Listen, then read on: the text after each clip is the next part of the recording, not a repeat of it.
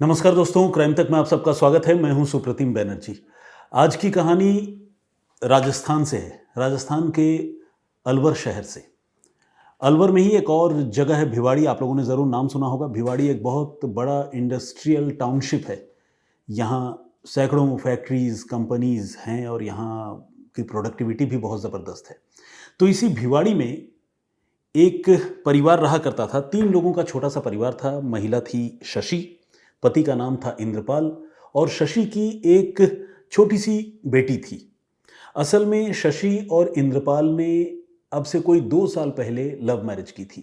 शशि जो है वो पहले से शादीशुदा थी, लेकिन उसका टर्बुलेंट मैरिड लाइफ रहा होगा पहला वाला, तो उसने ये दूसरी शादी की थी इंद्रपाल से और इत्तेफाक से इंद्रपाल से उसकी दोस्ती हुई थी, फिर लव अफेयर हो गया और शशि ने इंद्रपाल से शादी कर ली और इंद्रपाल ने बड़ा दिल दिखाते हुए शशि की जो बेटी है प्रीवियस मैरिज से, उसे अपनी बेटी के तौर पर अपना लिया था। तो कुल मिलाकर ये एक पिक्चर परफेक्ट फैमिली थी, किसी बात की कोई दिक्कत नहीं थी और ये लोग भिवाड़ी में आनंदा ग्रीन सोसाइटी में रहते थे। शशि खुद भी एक वर्किंग लेडी थी, एक फैक्ट्री में काम करती थी, जबकि इंद्रपाल भी वर्किंग था, वो एक कंपनी का एम्प्लॉय था। लेकिन अब से कोई हफ्ते भर पहले अचानक इस परिवार की ज़िंदगी में ट्विस्ट एंड टर्न्स आने लगे। हुआ ये कि एक रोज़ शशि अपने घर से गायब हो गई और शशि अकेली नहीं बल्कि उसके साथ उसकी बेटी भी थी छोटी-सी, वो भी गायब हो गई। माँ-बेटी जब दोनों गायब हो गए तो इंद्रपाल जो पति था, हस्बैंड था, वो काफ़ी परेशान हुआ, लाज़मी है परेशान होना। लेकिन इस गुमशुदगी के पीछे एक कहानी थी। कहानी ये थी कि इंद्रपाल और शशि के बीच में कुछ कहा-सुनी, कुछ अनबन जैसी बात हुई थी और उसके बाद शशि जो गायब हुई, वो बेसिकली गायब नहीं हुई बल्कि घर छोड़कर चली गई। अब बीवी घर छोड़कर चली जाए तो पति परेशान हो ही जाता है। पति इंद्रपाल जो है वो काफ़ी परेशान हुआ। उसने आस-पड़ोस के जो भी उसके जानकार हैं, हमदर्द हैं, उनसे बातचीत की, उन लोगों को बताया कि मेरी पत्नी कहीं चली गई है, मैं ढूँढ रहा हूँ, मिल नहीं रही है और साथ ही उसने पुलिस स्टेशन में भी अपनी बीवी और बच्ची की गुमशुदगी की रिपोर्ट दर्ज करवाई। पुलिस ने इंद्रपाल से कहा कि ठीक है, आप भी ढूँढिए, हम भी ढूँढने की कोशिश करते हैं, कोई बच्ची तो है नहीं, अपनी मर्ज़ी से गई है, कहाँ जा सकती है, आप कुछ संभावनाएँ हमें बताइए, हम उन उन जगहों पर पता करेंगे और आप भी अपने लेवल पर ढूँढते रहिए। तो इंद्रपाल जो है वो अपने तौर पर अपनी बीवी को काफ़ी ढूँढता रहा, लेकिन उसे शशि के बारे में कोई जानकारी नहीं मिली। 1-2 दिन का वक़्त गुज़र गया और इस घटनाक्रम को जैसा कि मैंने आपको बताया बमुश्किल हफ़्ते भर पहले की ये बात है। तो 1-2 दिन का वक़्त जब गुज़र गया, तो इंद्रपाल ने अपने पड़ोस में रहने वाले 2 लोग जो उसके हमदर्द थे, जानकार थे, जिनका उसके घर में आना-जाना था, उनको इसके बारे में बताया। इनमें एक आदमी का नाम है बालाकांत, जो मूल रूप से हैदराबाद का रहने वाला है और दूसरे आदमी का नाम है कुलदीप, ये फरीदाबाद का रहने वाला है। ये दोनों वहाँ किसी फैक्ट्री में काम करते हैं और जिस फ्लैट में, जिस मकान में आनंदा ग्रीन सोसाइटी में शशि और इंद्रपाल रहते थे, ये उसके ऊपर वाले फ्लोर में ये दोनों भी रहा करते थे। तो ऑब्वियस सी बात है, बिल्कुल नेक्स्ट डोर नेबर वाली बात है। इनसे इंद्रपाल और शशि की जान-पहचान थी, आपस में सबकी बातचीत होती थी। तो इंद्रपाल ने इन पड़ोसियों से अपनी पत्नी की गुमशुदगी के बारे में अपनी तकलीफ़ साझा की। अब बालाकांत और कुलदीप ने इंद्रपाल से ये कहा कि उनके पास एक आइडिया है जिससे उनकी बीवी जो भाग गई है या कहीं चली गई है वो वापस मिल सकती है। तो वो कहते हैं ना कि अंधा क्या माँगे दो आँख, इंद्रपाल को और क्या चाहिए था कि उससे उसकी बीवी जो है, खोई हुई बीवी वापस मिल जाए। उसने कहा, बताओ दोस्त, मैं कुछ भी करने के लिए तैयार हूँ, क्या करूँ कि मुझे शशि वापस मिल जाए? तो उन्होंने कहा कि पास में एक जगह है तिजारा, वहाँ एक बाबा रहते हैं, जो सन्यासी टाइप हैं और तंत्र मंत्र के भी जानकार हैं। उनसे अगर एक बार मिलकर तुम फरियाद करो और उनको अपनी पीड़ा, अपनी तकलीफ़ बताओ, तो हो सकता है कि वो ये बता दें कि शशि कहाँ पर है। या हो सकता है वो कोई ऐसा नुस्ख़ा बता दे या कोई ऐसा टोटका बता दे कि शशि तुम्हारे पास घर में वापस लौट आए। तो इंद्रपाल ने कहा, बिल्कुल, इसमें क्या दिक्कत है, मैं चल के एक बार मिलना चाहूँगा, मैं उनके दर्शन करूँगा। तो फिर उसने बालाकांत से और कुलदीप से ये रिक्वेस्ट की कि चूँकि वो पहले कभी तिजारा में उस बाबा के पास गया नहीं है, अगर उनको आइडिया है, अगर वो पहले गए हैं, तो प्लीज़ वो भी एक बार साथ चल चलें। तो इन दोनों ने कहा कि ठीक है, जब सही वक़्त आएगा तो वो साथ चलेंगे और उसे ढूँढने की कोशिश करेंगे। इस बात को तकरीबन 2-3 दिनों का वक्त गुजर गया। हालांकि ये बातचीत जो है वो 3 लोगों के बीच बातचीत हुई थी और किसी को इसके बारे में जानकारी नहीं थी। लेकिन हुआ ये कि अभी पिछले 28 जून को ये इंद्रपाल भी जो है अचानक अपने घर से गायब हो गया। इससे पहले कि वो तिजारा पहुंच पाता, बाबा से मुलाकात उसकी होती, बाबा कोई चमत्कारी दवा, नुस्खा, बूटी कुछ देते, कोई मंत्र बताते। जाहिर है बातें सब अंधविश्वास की हैं, आस्था की भी हैं। तो ये जो आदमी है इंद्रपाल, ये 28 जून को रहस्यमय तरीके से गायब हो गया। अब इंद्रपाल को जानने वाले लोग जो है इंद्रपाल की गुमशुदगी से हैरान थे, लेकिन उनको ज़्यादा हैरान होने का भी वक्त नहीं मिला। हुआ ये कि 29 जून को, यानी एक रोज़ बाद, इंद्रपाल की बीच सड़क पर गला कटी हुई लाश मिल गई। यानी उसका कत्ल हुआ था, किसी ने उसकी गला काटकर हत्या कर दी थी। जब इंद्रपाल की लाश मिली तो जिन लोगों ने लाश को पहली बार सड़क के किनारे देखा भिवाड़ी में, उन लोगों ने पुलिस को इत्तला दी। पुलिस की एक टीम वहाँ पहुंची और पुलिस इंद्रपाल को पहचान नहीं पाई। कैसे पहचानती, मतलब कोई भी आदमी रैंडमली कहीं पर किसी का कत्ल हो गया है तो पुलिस उसकी पहचान पता करने के लिए पुलिस ने लाश की तलाशी ली, कपड़ों की, कोई कार्ड, कोई ऐसी चीज़ कुछ मिले, लेकिन वहाँ पुलिस को कुछ मिला नहीं। हाँ, पुलिस को उस एक बाइक मिली और पुलिस को लगा कि शायद ये बाइक इस मरने वाले आदमी की हो सकती है, तो पुलिस ने उस बाइक का जो नंबर है, रजिस्ट्रेशन नंबर, वो निकाला और उससे उसकी आइडेंटिटी पता की तो वाकई आइडेंटिटी उस बाइक से पता चली कि मरने वाला शख्स जो है वो इंद्रपाल ही है। यानी उसकी आइडेंटिटी क्लियर हो गई, इस्टेब्लिश हो गई। इसके बाद पुलिस ने इंद्रपाल के मोबाइल फ़ोन की कॉल डिटेल निकलवाई और कॉल डिटेल निकलवाने के बाद उसे पता चला कि किस तरह से शशि के साथ पहले उसकी बातचीत हो रही थी, फिर अचानक शशि से उसकी बातचीत बंद हो गई, उसकी बीवी से।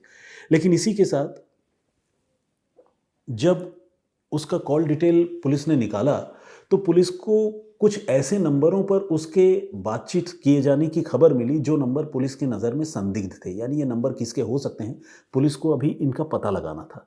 इस बीच पुलिस चूंकि खुफिया तरीके से जांच कर रही थी, गुपचुप तरीके से कर रही थी, कई बार पुलिस खुलकर जांच नहीं करती, क्योंकि अगर वो जांच करेगी तो जाहिर है जिन लोगों ने अपराध किया होगा उन तक मैसेज चला जाता है, वो अलर्ट हो जाते हैं, भाग जाते हैं। तो पुलिस बहुत गुपचुप तरीके से इस मामले की जांच कर रही थी और इसी क्रम में पुलिस की टीम जो है उस आनंदा ग्रीन सोसाइटी में भी पहुंची और ये जो इंद्रपाल और शशि हैं उनके पड़ोसियों से भी पुलिस ने पूछताछ की, बातचीत की। तो जब पड़ोसियों से पुलिस ने पूछताछ की, बातचीत की, तो एक नई जानकारी निकल कर सामने आई। वो नई जानकारी ये थी कि इंद्रपाल की बीवी शशि, उसके कई और लोगों से रिश्ते थे, ताल्लुकात थे, दोस्ती थी और उन लोगों का शशि और इंद्रपाल के घर आना जाना भी लगा रहता था, जिसे लेकर इंद्रपाल में और शशि में अनबन भी हुआ करती थी। तो ये एक नई जानकारी पुलिस को पता चली जिसमें शशि के और भी मल्टीपल लोगों से इन्वॉल्वमेंट के बारे में पुलिस को पता चला। अब पुलिस ने शशि का मोबाइल नंबर निकाला और जब शशि का मोबाइल नंबर निकाला तो पुलिस ये देखकर चौंक गई, हैरान रह गई कि शशि के पड़ोस में रहने वाले जो दो लोग हैं, बालाकांत और कुलदीप, उनसे शशि की बड़ी फ्रीक्वेंटली बातचीत होती थी। और जिस दिन इंद्रपाल की हत्या हुई उस दिन, उसके पहले वाले दिन, उसके बाद शशि की लगातार इंद्रपाल और बालाकांत से बातचीत हो रही थी। तो ये चीज़ इंडिकेट कर रही थी कि शशि का कोई ना कोई रिलेशन बालाकांत और कुलदीप से भी है, जो इंद्रपाल के पड़ोसी हैं। और रिलेशन ऐसा वैसा नहीं है, जिस तरह से बातचीत की फ्रीक्वेंसी थी और बातचीत की जो टाइमिंग थी उसे देखकर पुलिस को लग रहा था कि शायद इनके बीच में कोई रिलेशनशिप वाली बात भी है। ऐसे में पुलिस ने बालाकांत और कुलदीप को पकड़ने की कोशिश की, उनको पकड़ने के लिए जाल बिछाया, लेकिन जैसा कि मैंने आपको बताया था, लाख कोशिश कर ली पुलिस ने खुफिया तरीके से, लेकिन ये दोनों लोग जो वहाँ रहते थे पड़ोस में, वो दोनों गायब हो गए घर से। अब पुलिस का शक जो है बालाकांत और कुलदीप पर और गहरा गया। पुलिस ने अब अपने मुखबिरों की मदद ली, टेक्निकल सर्विलांस की मदद ली, उनको लोकेट किया दोनों को और बालाकांत और कुलदीप को धर दबोचा। जब उनसे सख्ती की तो उन्होंने कबूल कर लिया कि शशि की गुमशुदगी में भी उनका हाथ है और इंद्रपाल का कत्ल भी उन्होंने ही किया है। उन्होंने ये बताया कि शशि के साथ उनके रिलेशनशिप थे। आप देखिए कितनी हैरानी वाली बात है, 2 साल पहले लव मैरिज हुई, 2 साल के बाद उस शशि के साथ सिर्फ एक आदमी के नहीं, बल्कि एक ही फ्लैट में रहने वाले 2 लोग जो एक दूसरे के दोस्त हैं, उन दोनों के रिलेशन उस महिला से, शशि के साथ थे। और जब दोनों ने ये बात कबूली तो पुलिस ने कहा कि ठीक है, शशि से रिलेशन थे, लेकिन इंद्रपाल का क्या हुआ? तो उन्होंने बताया कि इंद्रपाल जो है वो अक्सर उनके आड़े आता था और शशि के साथ मारपीट भी किया करता था और झगड़े अक्सर होते थे, क्योंकि ये दोनों शशि के घर उससे मिलने जाया करते थे और तब मिलने जाया करते थे जब इंद्रपाल घर में नहीं होता था। जब जब इंद्रपाल को इसकी जानकारी मिलती थी तो घर में क्लेश होता था, लड़ाई झगड़ा होता था। तो इसीलिए शशि ने ही ये प्लानिंग की थी कि वो घर छोड़कर चली जाएगी और मौका देखकर हम दोनों इंद्रपाल की हत्या कर देंगे। तो इस पूछताछ से ये पता चला कि अपने पति इंद्रपाल की हत्या में खुद शशि भी शामिल है, जो बमुश्किल 2 साल पहले जिसने उससे लव मैरिज की थी। अब पुलिस ने शशि को भी इंटरसेप्ट किया इन दोनों की निशानदेही पर और उससे भी पूछताछ की। पूछताछ करने पर उसने भी वही कहानी सुनाई और पूरी कहानी जो है वो जिसे कहते हैं ना इंग्लिश में जॉइनिंग द डॉट्स, सारे बिंदुवार तरीके से पूरी स्टोरी मिल गई। कहानी ये थी कि शशि के गायब होने के बाद इन दोनों ने, कुलदीप ने और बालाकांत ने, इंद्रपाल से पहले हमदर्दी दिखाई और फिर उसे तिजारा वाले बाबा का ऑफर दिया। तिजारा वाले बाबा के पास खुद कुलदीप को ये लोग लेकर गए, बाबा तक नहीं पहुंचे। बाइक पर कुलदीप था और अपनी स्कूटी पर ये दोनों थे, बालाकांत और कुलदीप, और इन लोगों ने एक सुनसान जगह पर मौका देखकर अपनी गाड़ी रोकी। इंद्रपाल को भी रुकवाया किसी बहाने से। इंद्रपाल को अपने अंजाम का पता नहीं था। ये पूरी तैयारी से आए थे, बड़ा सा छुरा अपने पास इन्होंने रख लिया था और मौका देखकर दोनों ने मिलकर इंद्रपाल को ओवरपावर किया और उसकी गला काटकर हत्या कर दी। हत्या करने के बाद दोनों वहाँ से अपनी स्कूटी लेकर फरार हो गए और इंद्रपाल की बाइक और इंद्रपाल की लाश वहीं पड़ी रह गई। उन दोनों को पूरा यकीन था कि वो पकड़े नहीं जाएंगे, क्योंकि सुनसान जगह पर उन्होंने घटना को अंजाम दिया है और कोई उनकी दुश्मनी के बारे में और इंद्रपाल की बीवी शशि से उसके अफेयर के बारे में नहीं जानता है, तो ये राज कभी बाहर नहीं आएगा। लेकिन हर कातिल वाकई जब भी इस तरह का अपराध करता है तो वो वाकई बहुत बड़ा बेवकूफ़ होता है, जिसे लगता है कि वो कभी पकड़ा नहीं जाएगा। लेकिन तकरीबन हर कत्ल के मामले में, कुछ एक केसेस को अगर छोड़ दें तो ज़्यादातर कातिल पकड़े ही जाते हैं और उसकी वजह यह है कि जुर्म जो है वो अल्टीमेटली किसी न किसी सूरत में बोल पड़ता है और गुनहगार का पता चल जाता है। आजकल के ज़माने में जब टेक्निकल सर्विलांस जो है वो ज़बरदस्त तरीके से पुलिस करती है और इतने सारे मीडियम हैं, मोड हैं किसी भी आदमी को ट्रैक करने के, उसकी लोकेशन पता करने के, उसके वेयर अबाउट्स जानने के कि बंदा कहाँ जाता है, किससे मिलता है, किसके साथ उठता बैठता है। किसी भी केस को सॉल्व करना मुश्किल ज़रूर है लेकिन नामुमकिन नहीं है और पुलिस इसीलिए सॉल्व भी कर लेती है। तो ये थी पूरी कहानी जिसमें पुलिस ने कातिल बीवी और उसके 2 आशिकों को, बॉयफ्रेंड्स को गिरफ्तार किया और इंद्रपाल जो पति था उसके कत्ल के मामले को पुलिस ने कामयाबी पूर्वक सुलझा लिया। इस कहानी पर आपकी क्या राय है, क्या सोच है, प्लीज़ हमें कमेंट करके ज़रूर बताइएगा। एक जो स्टोरी मैंने आप लोगों को इससे पहले सुनाई थी, वो स्टोरी पर आप लोगों ने जो कमेंट्स किए हैं, तो आइए कुछ कमेंट्स और कुछ लोगों के नाम पढ़ता हूँ जो हमारी परिपाटी है उसके मुताबिक।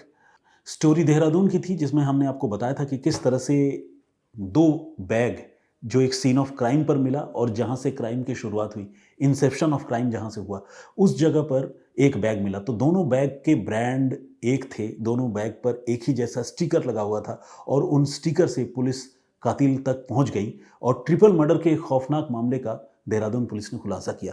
उस इन्वेस्टिगेटिव स्टोरी पर आप लोगों ने जो कमेंट किया था, आइए कुछ लोगों के कमेंट पढ़ते हैं।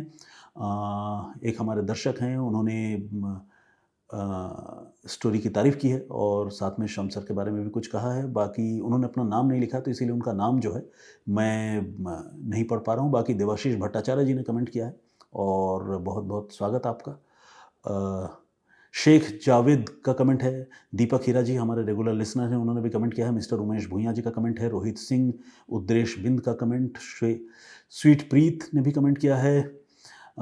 शुभम भारद्वाज का कमेंट है और उन्होंने लिखा है very beautiful way of narrating the story Supratim sir, stay safe and healthy, इन्होंने ये भी लिखा है। एक हमारे दर्शक हैं, उनके आईडी से उनका नाम मैं रिकलेक्ट नहीं कर पा रहा हूँ। आप लोगों से गुजारिश है कि हो सके तो अपने कमेंट्स के साथ अपना नाम भी अलग से ज़रूर लिख दिया करें। बाकी विकास दास रुड़की से हैं और उन्होंने ये कहा है कि उत्तराखंड की जो खबर मैंने सुनाई, जो बताई, उस खबर को उन्होंने वहाँ के अखबार में पढ़ी थी और उन्होंने कहा कि कोई भी ऐसा केस जहाँ पर इलिसिट रिलेशनशिप होता है, अक्सर उस तरह के मामलों में देखा गया है कि उसका अंजाम बहुत ख़तरनाक होता है, अपराध की सूरत में सामने आता है। ये तो उस दिन की बात थी। आज जो कहानी मैंने आप लोगों को सुनाई है उस कहानी में भी वही बात है, आप लोगों ने गौर किया होगा। स्वाति पंडित का भी कमेंट है, बहुत स्वागत आपका। अंसारी हुज़ैफ़ा और इसी तरह हॉट विवेक के नाम से एक आईडी है। इन्होंने आईडी तो हॉट विवेक के नाम से बना रखी है लेकिन इनका नाम है विवेक मिश्रा, जो धनबाद झारखंड से हैं। झारखंड मेरा होम स्टेट है तो कोई भी धनबाद या आसपास के किसी भी जगह का नाम लिखता है मेरे होम टाउन के आसपास का, तो मैं थोड़ा नॉस्टैल्जिक फील करता हूँ। राघवेंद्र तिवारी जी ने भी कमेंट किया है, अर्जुन कुमार का कमेंट है, जय हिंद वंदे मातरम उन्होंने लिखा है।